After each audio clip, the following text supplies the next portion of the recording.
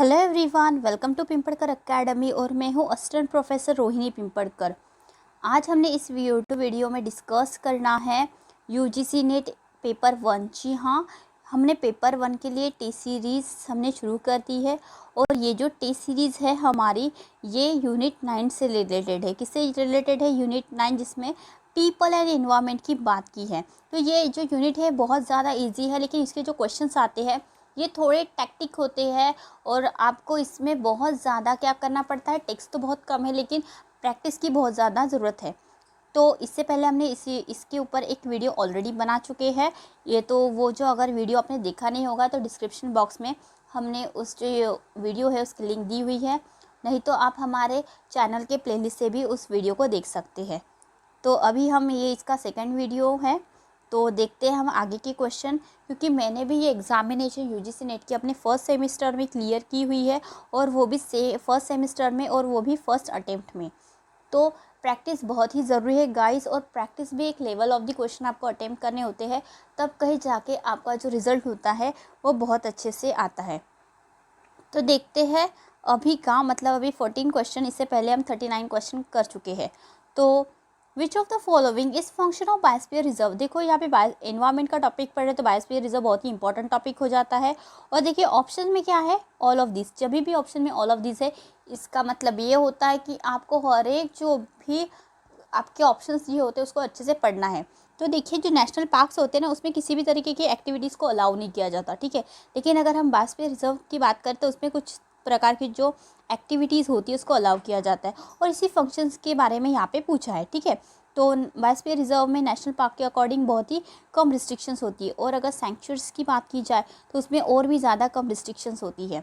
तो देखिए यहाँ पे हमें पढ़ना है option number A, scientific research and education. जी हाँ, इसकी परमिशन वहाँ पे होती है। डेवलपमेंट ऑफ इकोलॉजिकल एस्पेक्ट, जी हाँ, वहाँ पे डेवलपमेंट के ऊपर काम किया जाता है, और साथ ही साथ में इसमें कंजर्वेशन की भी बात की जाती है, जो भी वहाँ के जो स्पेसीज़ है उनकी। तो इस तरीके से इसके सारे के सारे ऑप्शन बराबर है, तो इस वजह से इसका ऑप्शन हो जाएगा ऑप्शन नंबर डी। अब देखिए बायोस्फीयर रिजर्व, इंडिया में कितने बायोस्फीयर रिजर्व है? तो अभी तो 18 है, और फर्स्ट जो बायोस्फीयर रिजर्व था उसका नाम था नीलगिरी, और नीलगिरी कहाँ पे है? तमिलनाडु में, ठीक है। और इसको ये दर्जा कब मिला था बायोस्फीयर रिजर्व का? 1986 में, ठीक है। और जो लास्ट वाला, मतलब जो 18वां जो हमारा तो 18th वाला जो नेशनल पार्क है, उसे 2011 में उसे बनाया गया था। जो पन्ना नेशनल पार्क है उसी को बायोस्फीयर रिजर्व भी कहते हैं, तो वो बना था। और पन्ना कहाँ पे है? पन्ना है एमपी में, ठीक है। इस तरीके से आपको हर एक चीज़ें पता होनी चाहिए। Our next question is, when did the Water Prevention and Control of Pollution Act came into operation in India? देखिए वाटर के ऊपर जो प्रिजर्वेशन के लिए एक्ट बना था वो कब बना था? 1974 में। अब इससे पहले वाले वीडियो में हमने एयर का एक्ट पढ़ा था, तो एयर के लिए कब एक्ट बना था? 1982 में, ठीक है। तो इस तरीके से हर एक पॉल्यूशन के लिए जो एक्ट बने हैं उसका ईयर आपको बाय हार्ट होना चाहिए। अवर next question is population dispersion is the. अब देखिए एनवायरमेंट का अगर हम टॉपिक पढ़े तो जो बेसिक जो कॉन्सेप्ट होती है उससे रिलेटेड क्वेश्चंस आते ही आते हैं, तो ये भी बेसिक कॉन्सेप्ट से रिलेटेड टॉपिक है। तो पॉपुलेशन डिस्पर्जन, अब इसमें क्या था? डिस्पर्जन का मतलब फैलाव, मतलब पॉपुलेशन का फैलाव किस तरीके से हुआ, इसकी की स्टडी की जाती है। इसका सही आंसर हो जाएगा स्पैटियल डिस्ट्रीब्यूशन ऑफ इंडिविजुअल, मतलब इंडिविजुअल का डिस्ट्रीब्यूशन किस तरीके से किया जाता है, इस तरीके की बात की जाती है। Our next question is the world is divided into. देखिए पूरे के पूरे वर्ल्ड को ना 24 जोन में डिवाइड किया हुआ है, टाइम जोन में।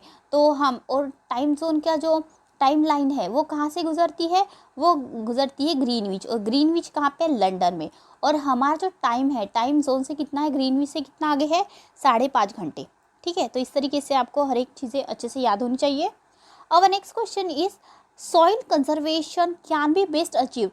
अब देखो यहाँ पे सॉइल कंजर्वेशन की बात की और बेस्ट अचीव्ड की बात की, अब आपको बेस्ट ऑप्शन बताना है, तो इसका सही ऑप्शन हो जाएगा गुड प्लांट कवर्स। देखो अगर प्लांटेशन करेंगे तो सॉइल कंजर्वेशन बहुत ही जल्दी हो जाता है, और ये बेस्ट तरीका भी है। Our next question is Ganga action plan to restore the quality of the river Ganga was launched in. अब देखो गंगा एक्शन प्लान जिससे गंगा रिवर को क्लीन करने की बात की गई थी, तो इसको कब लाया गया था? 1985 में, option number C. Our next question is which of the following organism is intraparous. अब देखो इंट्रोपैरस का मतलब होता है अपने पूरे जीवन काल में एक से ज़्यादा बार रिप्रोडक्शन करना। अब एक से ज़्यादा बार मतलब दो या दो से ज़्यादा बार रिप्रोडक्शन कौन करता है, कौन सा ऑर्गेनिज्म करता है, तो वो होता है ह्यूमन बीइंग। इसी वजह से बहुत ज़्यादा पॉपुलेशन बढ़ रही है हमारी। Our next question is the term regur refers to. अब देखो यहाँ पे रेग्यूर जो वर्ड है ये किससे रिलेटेड है ये पूछा गया है, तो इसका सही आंसर हो जाता है black cotton soil, option number B. अब देखिए ब्लैक कॉटन सॉइल, यहाँ पे सॉइल का जो प्रोडक्शन है बहुत ज़्यादा होता है और एक काले कलर की होती है, तो इसे लोकल लैंग्वेज रेग्यूर भी कहा जाता है। और ये जो क्रिएट हुई थी, इसका जो विकास हुआ था, डेवलपमेंट हुआ था, वो था वोल्केनो की वजह से। वोल्केनो मतलब जो वहाँ पे डेक्कन प्लेटो है वहाँ पे हुआ था, ठीक है। Our next question is when was NEPA national environmental policy act in force in India. अब देखो नेपा नेशनल एनवायरमेंटल पॉलिसी आपको पता ही होना चाहिए सबसे पहले कब आई थी, 1969 में, ठीक है। तो ये आपको बिल्कुल बाय हार्ट होना चाहिए इस तरीके के year. Most interactive population is, अब देखें बेसिक कॉन्सेप्ट से रिलेटेड ये क्वेश्चन है। इंटरैक्टिव पॉपुलेशन मतलब एक जो है पॉपुलेशन है इंडिविजुअल की, वो क्या करती है दूसरे इंडिविजुअल के पॉपुलेशन को क्या करती है, हेल्प करती है और एक साथ रहती है। तो इस तरीके से जो बात की जाती है उनको कहा जाता है को इवॉल्व, मतलब एक साथ वो क्या करती है, रहती है, सहजीवी। Our next question is location of sugar industry in India is shifted from north to south। अब देखो नॉर्थ से साउथ की तरफ जा रहा है बोलते शुगर इंडस्ट्री, तो इसका कारण क्या हो सकता है, तो ऑप्शन में दिखा है चीप लेबर। ऑब्वियसली हमारे दिमाग में तो ये आएगा ही, लेकिन इसका सही आंसर है option number D, high yield and high sugar contain in sugar cane. अब देखिए वहाँ पर जो एनवायरनमेंट है ये बहुत ही ज़्यादा फेवरेबल है, जो नई नई किस्म आई है उसके हिसाब से, ठीक है। तो वहाँ पे शुगर का प्रोडक्शन बहुत ज़्यादा होता है और हाई क्वालिटी शुगर वहाँ पे कंटेन होती है शुगर कैन, तो इस वजह से इसका आंसर हो जाएगा option number D. Obviously cheap labour तो इंडिया में है ही, क्योंकि बहुत ज़्यादा क्या है, अनएम्प्लॉयमेंट है। और next question is which of the following combination is correct. अब कॉम्बिनेशन पूछा है, अब पहले ऑप्शन में तो ये बताया बर्निंग ऑफ बायोमास। अब बायोमास अगर आप जलाएंगे तो ऑक्सीजन क्रिएट होगा, तो ऑब्वियसली ये तो बहुत ही रबिश ऑप्शन हो गया, तो ये हो जाएगा रॉन्ग। नेक्स्ट है सोलर एनर्जी से क्या क्रिएट होता है, मतलब वाटर क्रिएट होता है, ऐसा होता है क्या कभी, ऑब्वियसली नॉट। अब next option is nuclear power, इससे क्या होता है, रेडियो एक्टिव वेस्टेज क्रिएट होता है, तो ऑब्वियसली ये आंसर हमारा बिल्कुल राइट है। इस वजह से जो न्यूक्लियर पावर प्लांट्स होते हैं इसको हमेशा लोग क्या करते हैं, विरोध करते हैं, और हमेशा ये बहुत ही सिटी के दूर इसको क्या किया जाता है, इस्टेब्लिश किया जाता है, तो इसका आंसर हो जाएगा ऑप्शन नंबर सी। अब next question is newspaper contains one of the following a toxic material. अब देखो न्यूज़पेपर से भी टॉक्सिक मटेरियल निकलता है, इसका सही आंसर हो जाता है लेड। लेड को का साइंटिफिक जो सिंबल होता है वो होता है पीबी, इसका आंसर है lead. Our next question is an ecological community is an assemblage of। अब देखो इकोनॉमिकल जो कम्युनिटीज़ होती है इसमें क्या होता है, तो इंटरैक्टिंग पॉपुलेशंस होता है उसमें, ठीक है। Our next question is consider the following statements। अब देखिए कभी भी ऐसा क्वेश्चन होता है जब स्टेटमेंट का क्वेश्चन आता है तो आपको हर एक स्टेटमेंट को अच्छे से पढ़ना है, ठीक है, और तभी जाके आपको आंसरिंग करना है। Ozone is found mostly in the stratosphere. अब देखो ओजोन स्ट्रेटोस्फीयर में मिलता है क्या, ऑब्वियसली यस, तो इसका ऑप्शन नंबर ए तो बिल्कुल राइट है, तो ए या फिर आपका ऑप्शन हो सकता है D. Our next sentence is ozone layer lies 55 to 75 kilometre about the surface of the अर्थ। अब देखो ये क्या 55 to 75 होता है, जी नहीं, ये 15 to 35 किलोमीटर ऊपर होता है और सरफेस से, सो ये जो सेंटेंस है ये रॉन्ग हो जाएगा, तो ऑब्वियसली बी और सी जो ऑप्शन है वो रॉन्ग हो जाएंगे, ठीक है। अवर नेक्स्ट सेंटेंस को भी हमें पढ़ना ही पड़ेगा। Ozone observe ultraviolet radiation from the sun. अब देखो जो अल्ट्रा वायलेट जो रेडियस होता है वो उसे क्या करता है, ओजोन क्या करता है, ऑब्जर्व कर लेता है, तो ये भी बिल्कुल करेक्ट है, तो option number A is a right option, ठीक है। Our next question is the rate of growth of population is. अब देखिए यहाँ पे ग्रोथ की बात की है पॉपुलेशन की, ठीक है, तो इसका हम ऑप्शन हमको पढ़ना ही पड़ेगा क्योंकि नन ऑफ दिस भी ऑप्शन में है। तो first option is inversely proportional to generation time. अब देखो जनरेशन टाइम के बारे में बहुत क्या है, इन्वर्जन का मतलब होता है इन्वर्सली, मतलब इस तरीके से, मतलब उल्टा, ठीक है। अगर मैं एक्स कर लूँ इस तरीके से, अगर मैं लिखूँ X inversely proportionate to Y, ठीक है, तो इस तरीके की बात तो कम तो होता ही नहीं है, तो obviously directly proportional to generational time. अब जनरेशन टाइम के इतना गैप तो होता ही नहीं है, तो ये भी ऑप्शन राइट रॉन्ग हो जाएगा, ये भी रॉन्ग हो जाएगा। का inversely proportional to age structure. अब एज स्ट्रक्चर के हिसाब से क्या इन्वर्सली प्रोपोर्शनल होता है क्या? बिल्कुल भी नहीं, इसका इससे कोई रिलेशन नहीं होता है। इससे रिलेशन होता है नंबर ऑफ द इंडिविजुअल। अब नंबर ऑफ द इंडिविजुअल कितने बढ़ते हैं, इससे आपका क्या हो जाएगा, जो रेट हो जाएगा ग्रोथ ऑफ द पॉपुलेशन का, इससे हम काउंट करते हैं। तो ऑब्वियसली इसका ऑप्शन हो जाएगा option number D, none of this. Our next question is the first indoor pollutant from furniture of which the masses becomes aware। अब देखो फर्नीचर से भी पॉल्यूशन होता है, इस बारे में बात की है, अवेयर हुए थे हम लोग। तो ये इसका सही आंसर हो जाता है ऑप्शन नंबर बी, फॉर्मेल्डिहाइड। अब फॉर्मेल्डिहाइड को किस तरीके से लिखते हैं? CH2O, फॉर्मेल्डिहाइड का ये रासायनिक सूत्र है, या फिर इसको HCHO भी लिखते हैं। तो आपको रासायनिक में भी अगर उसका साइंटिफिक अगर नेम भी दिया जाए तो वो भी आपको पता होना चाहिए, क्योंकि जो फॉर्मेल्डिहाइड होता है, जो उसमें जो ग्लू जब लगाते हैं ना फर्नीचर को स्टिक करने के लिए, उसे रेजिन किया जाता है। तो रेजिन जब करते हैं उस ग्लू को, तो उसके अंदर ये जो टॉक्सिक होता है ये इन्वॉल्व होता है, फॉर्मेल्डिहाइड। ठीक है, तो ये इसका सही आंसर हो जाएगा। अब next question is the habitat of a population is the. देखो अब कहीं पे भी जो हैबिटेट जो पॉपुलेशन होती है, तो इसको कहाँ से हम इसको समझते हैं? हम इससे समझते हैं प्लेसेस वेयर इट लाइव्स, जहाँ पे वो पॉपुलेशन रहती है उसे क्या कहते हैं? हैबिटेट कहते हैं, पॉपुलेशन। अब next question, atmospheric existence because. अब देखो एटमॉस्फेयर मतलब वातावरण क्यों रहता है? तो the gravitational force of the अर्थ। देखो ग्रेविटेशनल जो फोर्स होता है, मतलब ग्रेविटी जो होती है अर्थ के अंदर, इस वजह से वहाँ पे क्या पाया जाता है? एटमॉस्फेयर पाया जाता है। ठीक है, जो बाकी के जो प्लैनेट है वहाँ पे ग्रेविटी नहीं होती, इसी वजह से वहाँ पे क्या होता है? एटमॉस्फेयर नहीं पाया जाता। ठीक है, अब देखिए रिवॉल्यूशन ऑफ द अर्थ से क्या होता है, मतलब गोल गोल जब घूमती है वो सूरज के आसपास, तो इसे क्या होता है? सीजन क्रिएट होते हैं। क्या क्रिएट होते हैं? सीजन। ओके, और अगर हम बात करेंगे रोटेशन से, अगर जब अर्थ क्या करती है? रोटेट करती है, तो इसे कहते हैं डे नाइट क्रिएट होता है, डे नाइट। ठीक है, तो इस तरीके से आज हमने बात की थी अलग ऑप्शंस की भी। तो इसका सही ऑप्शन हो जाएगा एटमॉस्फेयर क्यों क्रिएट होता है? The gravitational force of the अर्थ। ठीक है, ये इसका परफेक्ट आंसर हो जाएगा। अब next question is hotspots concept was developed. अब ये कॉन्सेप्ट जो डेवलप हुई थी ना, ये नॉर्मन मायर्स के द्वारा हुई थी 1988 में। अब देखो हॉटस्पॉट्स मतलब वो मोबाइल वाला नहीं है, ठीक है, जिससे हम ब्लूटूथ से वो इंटरनेट कनेक्ट करते हैं, वो नहीं। तो इसका मतलब होता है वोल्केनो से। अब देखिए जो पकड़ के चलो, ये अर्थ सरफेस है, ठीक है, सरफेस। अब सरफेस का जो टेम्परेचर होता है, अब हर जगह पे सेम होता है, लेकिन कहीं कहीं जैसे ये वाला पॉइंट है, यहाँ पे बहुत ज़्यादा हॉट रहेगा, यहाँ पे टेम्परेचर क्या होगा? बहुत ज़्यादा हॉट रहेगा, या फिर वार्म होगा। तो ये वार्म क्यों होगा? क्योंकि इसके नीचे जो है ना, ये क्या होगा? वोल्केनो होगा। अब वोल्केनो की वजह से इसका जो टेम्परेचर क्या होता है? बहुत ज़्यादा हाई हो जाता है वोल्केनो की वजह से। तो इस वजह से इस एरिया को क्या कहा जाएगा? हॉट स्पॉट्स कहा जाएगा। ठीक है, अब next question is ceramic crockery of substandard quality could become a source of pollutant if food taken in it this pollutant is। अब देखिए सिरेमिक क्रॉकरी की वजह से भी क्या हो जाता है? पॉल्यूशन होता है। तो इसमें क्या होता है? पॉल्यूटेंट कौन सा आता है? Cadmium, CD।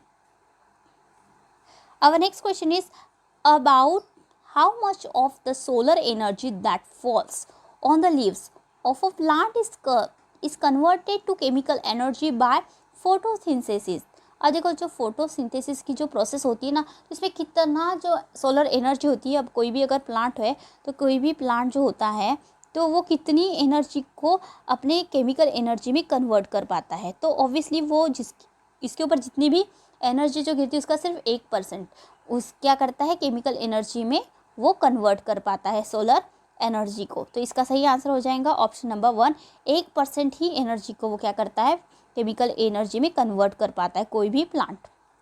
Our next question is where are most of the earth active volcano concentrated. अब देखो एक्टिव वोल्केनो का सबसे ज़्यादा कहाँ पे है? तो पैसिफिक ओशन में है। इसी वजह से इसे रिंग ऑफ फायर भी कहा जाता है, ring of fire.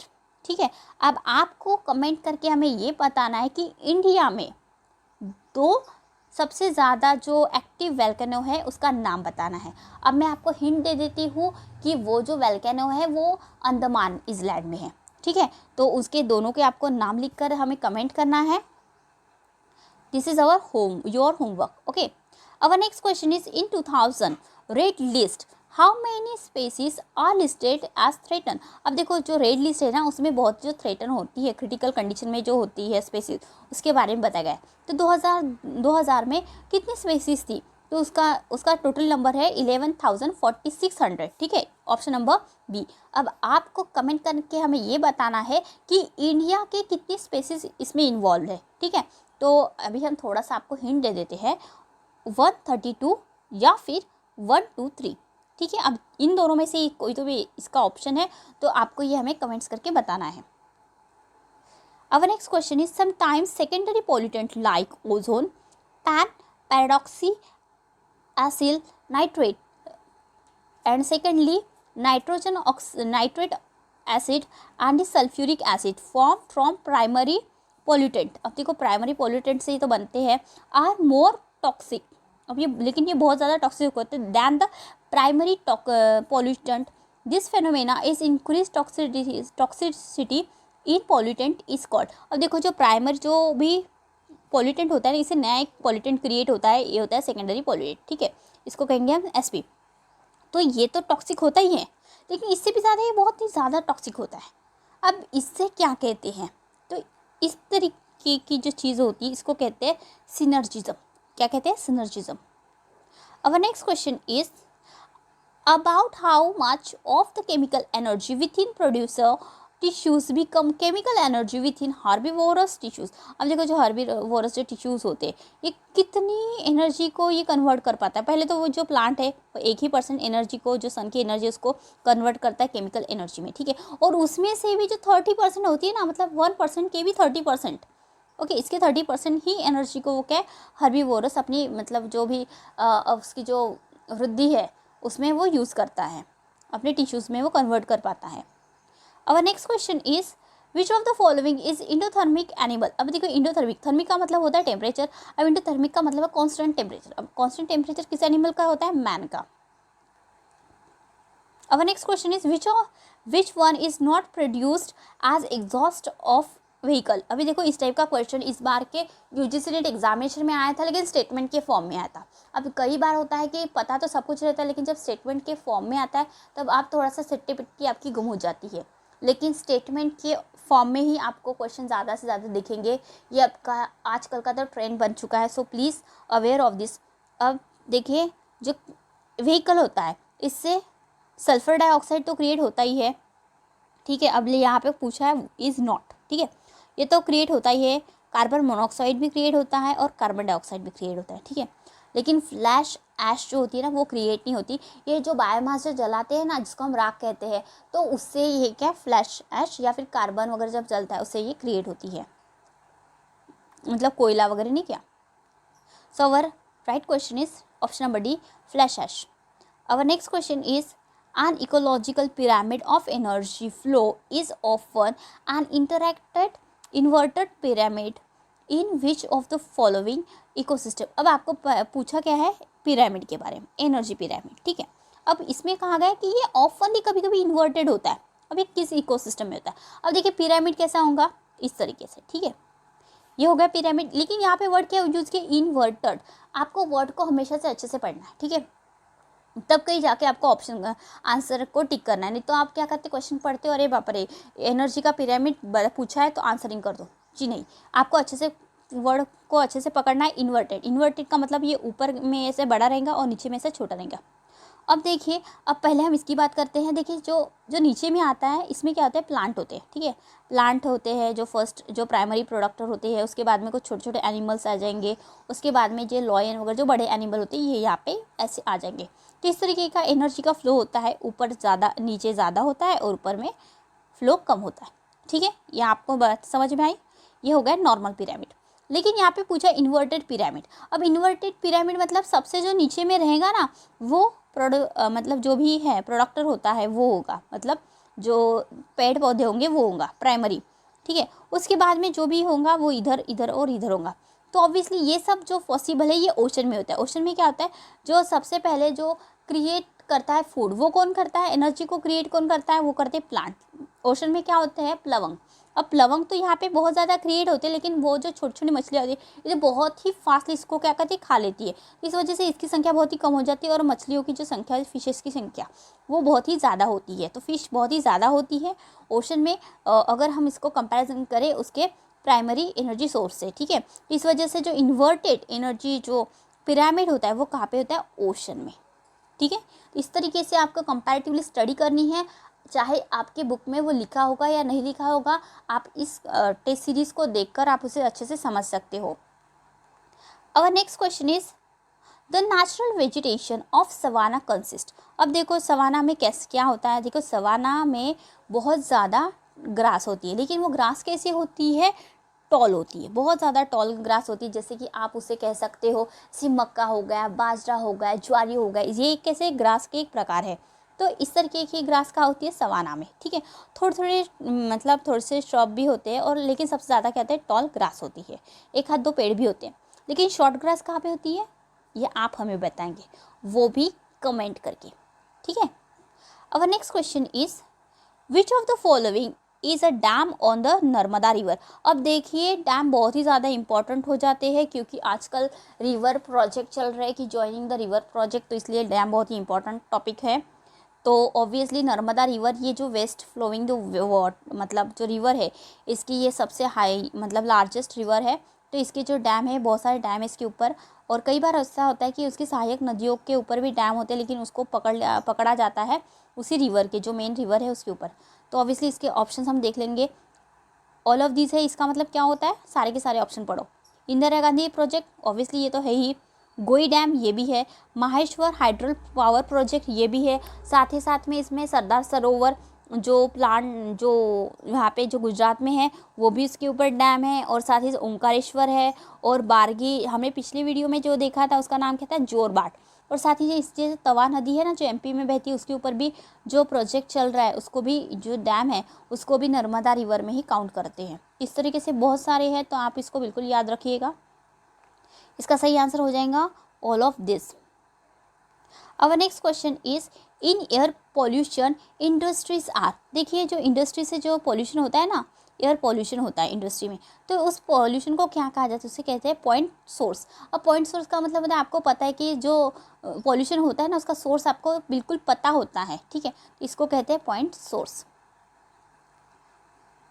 Our next question is consider the component of a food chain. अब यहाँ पे फूड चेन के बारे में बात की है, इसका मतलब क्या, एनर्जी से इसका रिलेशन होगा। Producer, herbivores, carnivores, top carnivores. अब देखो which level contains most energy. अब देखो सबसे पहले क्या कहा है, टॉप में क्या है, टॉप में क्या है, कार्निवोरस है, ठीक है। मतलब ये इस तरीके से इसका पिरामिड बनेगा, फूड पिरामिड। तो ये टॉप में क्या होगा, कार्निवोरस हो गया, ठीक है। इसका मतलब ये प्रोड्यूसर है, ये हार्बीवोरस है, ये यहाँ पे हो गया कार्निवोरस हो गया, ठीक है। तो अब इन्होंने पूछा है कि सबसे जो मोस्ट है एनर्जी सबसे ज़्यादा किसी को मिलेगी, तो ऑब्वियसली सबसे ज़्यादा जो एनर्जी यहाँ पे मिलेगी किसे मिल सकती है, आपको क्या लगता है। इसका सही आंसर हो जाएगा प्रोड्यूसर को। सबसे ज़्यादा एनर्जी किसे मिलेंगी, प्रोड्यूसर को, और कम कम कम कम एनर्जी किसके पास होती जाएंगी, कार्निवोरस की तरफ, ठीक है। लेकिन अगर ये उल्टा कब होता है, ये उल्टा तब होता है जब क्या होता है, ओशन की बात करें, ठीक है। इसके पहले वाले वीडियो में हमने इसका डिस्कस कर दिया था। तो अभी इसका सही आंसर हो जाएगा ऑप्शन नंबर डी, ठीक है। आवर नेक्स्ट क्वेश्चन इज, इसी वजह से आपको पता है पेड़ पौधे बहुत ज़्यादा होते हैं, और जो कार्निवोर्स मतलब शेर वगैरह जो होते हैं वो बहुत ही कम होते हैं। Our next question is the zone of excessively dry climate with very cold temperature throughout the year correspond to. अब देखिए यहाँ पे बहुत ज़्यादा ड्राई भी क्लाइमेट है बोलते हैं, और बहुत ही कोल्ड भी क्लाइमेट है एक्सट्रीमली। तो ये कहाँ पे पाया जाता है, आर्कटिक डिजर्ट में, ये बहुत ही कोल्ड डिजर्ट होता है।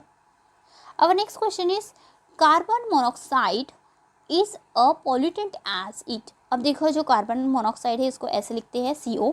तो इससे क्या होता है, ये कहते हैं combination with haemoglobin and causes haemolysis. अब देखिए जो हीमोग्लोबिन होता है हमारे जो ब्लड होता है उससे, तो इससे वो क्या कहते हैं कंबाइन हो जाता है, और इससे क्या होता है हीमोलिसिस, हमें ये रोग हो जाता है। Our next question is which of the following is true. अब देखो ट्रू सेंटेंस के बारे में पूछा है इन्होंने, तो इसका सही आंसर हो जाता है option number D, reduction. True sentence पूछा है, reduction in fossil fuel burning will lesson the green house effect. अब आप कहेंगे फोसिल फ्यूल से जो ग्रीन हाउस इफेक्ट का क्या संबंध है। अभी देखिए, अगर फोसिल फ्यूल जब हम जलाते हैं, मतलब जैसे फोसिल फ्यूल हो गया पेट्रोल या फिर रॉकेल, तो इसको जब हम जलाते हैं पेट्रोल से, तो क्या होता है, धूल बहुत ही कम निकलता है, मतलब धुआं। ठीक है, अगर हम बायोमास अगर जलाएं, ठीक है, जो भी है, अगर हम लकड़ी को अगर जलाते हैं, फायर, जैसे कि अब जब हमें फायर लगानी है और हम ईंधन के तौर पे हम अगर यूज़ करेंगे वुड, तो वुड से क्या होता है, बहुत ज़्यादा क्या होता है, ग्लोबल वार्मिंग बढ़ती है। लेकिन अगर हम फॉसिल फ्यूल करेंगे तो इससे धुआं वगैरह बहुत ही कम निकलता है। ठीक है, तो इस वजह से जो ग्लोबल वार्मिंग है इसका इफेक्ट क्या होता है, कम होता है। Our next question is the fertility of the soil can be increase by growing. अब देखो, फर्टिलिटी को आपको इंक्रीज करना है, तो इससे क्या होता है, जब भी लेगम्स टाइप के जो भी प्लांट होते हैं, अगर आपको उसे लगाएंगे, जैसे कि फलीदार, जैसे कि सिंगदाना हो गया, इसको अगर आप लगाएंगे तो इससे क्या हो जाएगा, पीनट। तो इससे क्या होता है, जो वाटर के जो सॉइल की जो फर्टिलिटी है, ये क्या होती है, बढ़ जाती है। तो option number C is right. अब next question is which of the following statements is correct. अब देखो, यहाँ पे करेक्ट सेंटेंस के बारे में पूछा गया है, ऑल ऑफ दिस है, तो ऑब्वियसली सारे के सारे आपको पढ़ने ही पड़ेंगे। तो acid deposition cause lake and forest alive. अब देखो, एसिड से क्या हो जाएंगे, फॉरेस्ट अलाइव हो जाएगा। ऐसा कभी होता है क्या, एसिड रेन क्या होती है, या फिर एसिड बहुत ही ज़्यादा हार्मफुल होते हैं, तो ये तो बिल्कुल ही रॉन्ग है। ठीक है, तो ऑल ऑफ दिस तो होगा ही नहीं, तो ऑब्वियसली हमको राइट ही क्वेश्चन पढ़ना है। तो coevolve are most interactive population, जी हाँ, हमने पहले इसको डिस्कस किया है।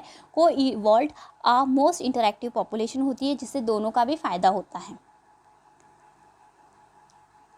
Which of the following pollutant forms a toxic and stable substances in blood by combining with haemoglobin. अब देखो, यहाँ पे ये क्वेश्चन डायरेक्ट भी पूछ सकते हैं कि भाई कार्बन मोनोऑक्साइड से क्या होता है, लेकिन इसी क्वेश्चन को, पहले वाले क्वेश्चन को यहाँ पे घुमा फिरा के पूछा है। और यही स्पेशलिटी होती है यूजीसी नेट एग्जामिनेशन की। पढ़ा तो बहुत कुछ होता है, लेकिन आता कुछ भी नहीं है वक्त पे। क्यों? क्योंकि उसको हमने डिफरेंट एंगल से देखा नहीं होता है। इसका सही आंसर हो जाएगा CO, इसको क्या कहते हैं, carbon monoxide. Our next question is which of the following is mismatched. अब यहाँ पे मिसमैच क्या है, ये पूछा है। अब बायोमास को अगर हम जलाएंगे तो कार्बन डाइऑक्साइड निकलेगा, और ये तो बराबर ही है। ठीक है, अब यहाँ पे मिसमैच पूछा गया, मतलब क्या नहीं है। ठीक है, फॉसिल फ्यूल अगर आप जलाएंगे तो भी आपको क्या मिलेगा, कार्बन डाइऑक्साइड मिलेगा, ये भी बराबर है। अब अगर सोलर एनर्जी को, अगर आप सोलर एनर्जी से क्या होगा, ग्रीन हाउस इफेक्ट क्रिएट होता है, तो ये तो बिल्कुल रॉन्ग है। सोलर एनर्जी तो बहुत ही अच्छी होती है, तो इसका सही आंसर हो जाता है ऑप्शन नंबर सी, ये मिसमैच है। Our next question is India's oil bearing areas are mostly associated with. अब देखिए, जो ऑयल बियरिंग जो एरिया है, तो ये कहाँ से एसोसिएटेड है, तो ऑब्वियसली सेडिमेंटेड जो रॉक्स होते हैं, यहाँ पे रॉक के बारे में पूछा है, तो उसी में क्या आपको मिलेगा, फॉसिल फ्यूल मिलेगा। तो अभी आपको हमें मतलब कमेंट करके ये बताना है कि हमारे इंडिया में सबसे पहले जो ऑयल रिफाइनरी जो इस्टेब्लिश हुई थी, वो कहाँ पे हुई थी, कहाँ पे, किस जगह पे हुई थी, और किस स्टेट में हुई थी। चलो, स्टेट का मैं नाम बता देती हूँ, वो है असम। अब आपको उसका नाम बताना है। ठीक है, चलो, अब next question is carbon monoxide is harmful for man because. अब देखो, कार्बन मोनोऑक्साइड अभी हमने बात की थी CO, ये बहुत ही ज़्यादा हार्मफुल होता है, क्योंकि इससे क्या होता है, जो ब्लड होता है हमारा, ठीक है, तो उसमें कैसे it competes the oxygen in the blood. तो वो ऑक्सीजन, ब्लड में जो ऑक्सीजन होता है ना, उसी को ये पकड़ लेता है, और उससे क्या करता है, वो कॉम्पिटिशन करने लगता है, ऑक्सीजन की मात्रा को कम करता है। तो इसका आंसर हो जाएगा ऑप्शन नंबर सी। अब next question is water is renewable resources. अभी देखो, रिनोवेबल तो है ही ऑब्वियसली, लेकिन and it is still subject of pollution. अब देखो, वाटर का तो पॉल्यूशन भी हो रहा है कि नहीं, रिनोवेबल होते हुए भी पॉल्यूशन की प्रॉब्लम हम फेस कर रहे हैं, तो कितनी शर्म की बात है। तो ये इसका सही आंसर हो जाएगा option number A. So please water को बिल्कुल भी पॉल्यूट ना करें, कम से कम वाटर यूज़ करें, और उसको रिनोवेबल ही करें। करने के लिए जो भी आपके पास मेजर्स है उसको यूज़ करें। Our next question is the must the much discuss Tehri dam, अब बहुत ज़्यादा जो डिस्कस हो रहा है ना Tehri dam project, is located in which of the following states. अब देखो ये किस स्टेट में है। अब देखा टिहरी डैम ये है उत्तराखंड में। अब उत्तराखंड किसका पार्ट है, हिमालय का, और हिमालय बहुत ही नवीनतम पर्वत है, तो इस वजह से वहाँ पे जो लैंडस्लाइडिंग होती है ना वो बहुत ज़्यादा होती है। तो इस वजह से इस जो प्रोजेक्ट के ऊपर बहुत ज़्यादा बातें हुई है और बहुत ज़्यादा विरोध किया जा रहा था। तो ये प्रोजेक्ट कहाँ पे, उत्तराखंड। अब next question is tropical and सब ट्रॉपिकल रीजन। अब देखो ट्रॉपिकल एंड सब ट्रॉपिकल रीजन, ट्रॉपिकल रीजन कौन सा होता है, जो यहाँ पे जो विषुववृत्त की जो रेखा होती है ना उसको कहते हैं ट्रॉपिकल रीजन। अब इसके ऊपर ये हो जाएगा इसको मिला के सब ट्रॉपिकल रीजन, ठीक है। तो यहाँ पे इन्होंने यहाँ पे पूछा है, ठीक है। तो इसका सही देखो यहाँ पे नन ऑफ दिस ऑप्शन में है, तो हमें सब कुछ पढ़ना ही पड़ेगा।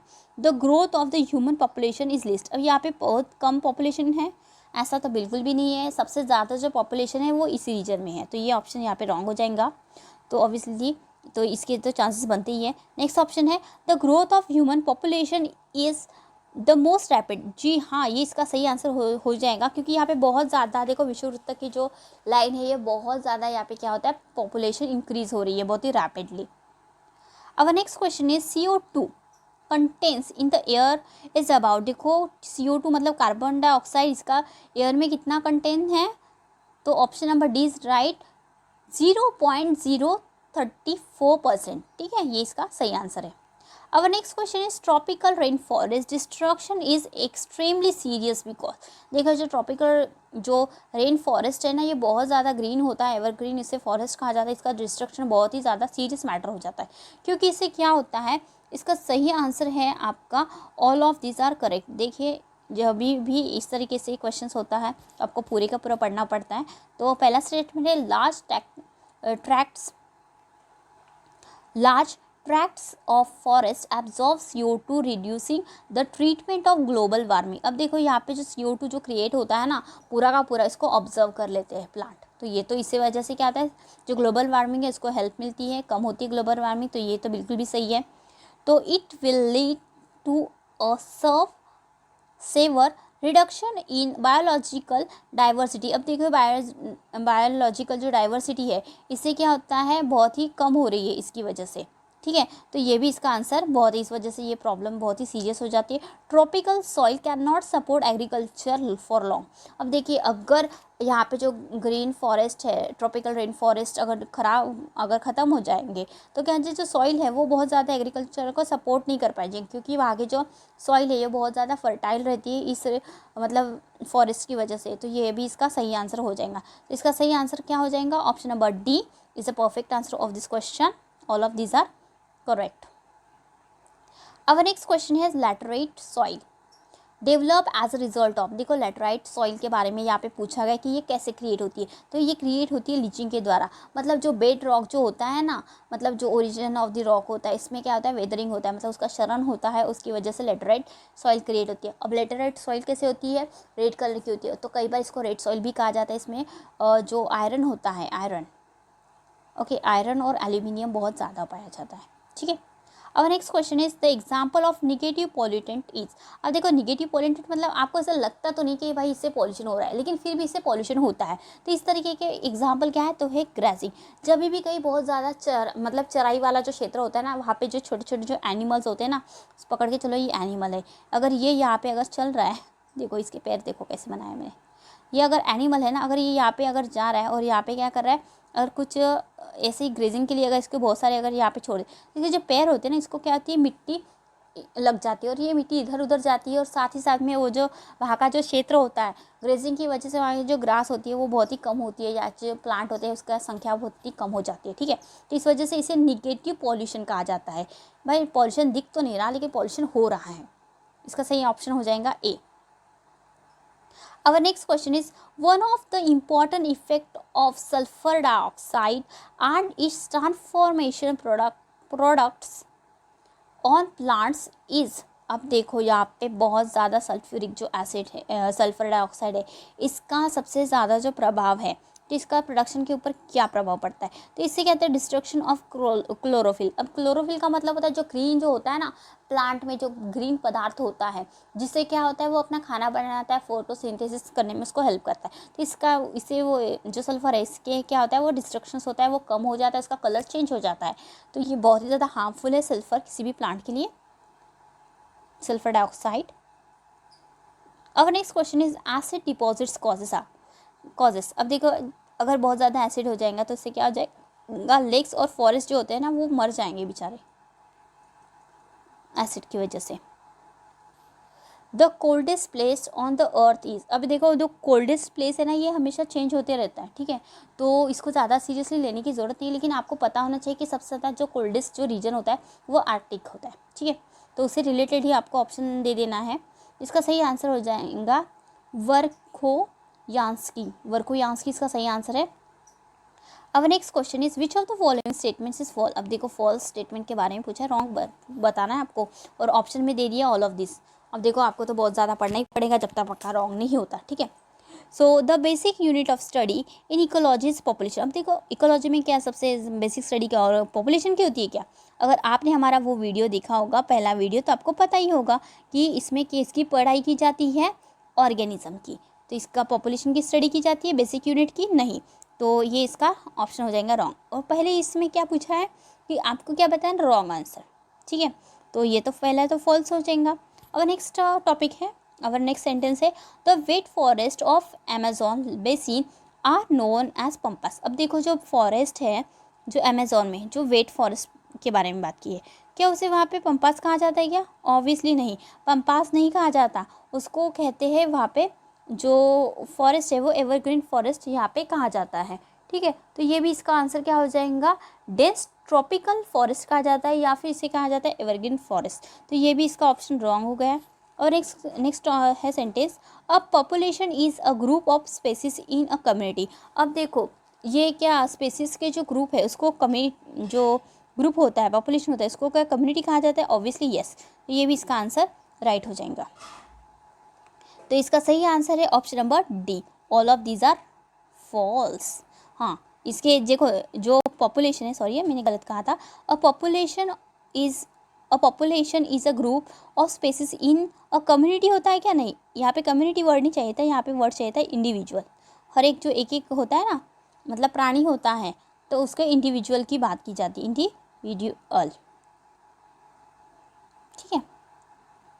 तो इस वजह से ये भी हो जाएगा आपका रॉन्ग, ठीक है। तो इस तरीके के सारे सेंटेंस फॉल्स है, तो इसका सही ऑप्शन हो जाएगा ऑल ऑफ दिस।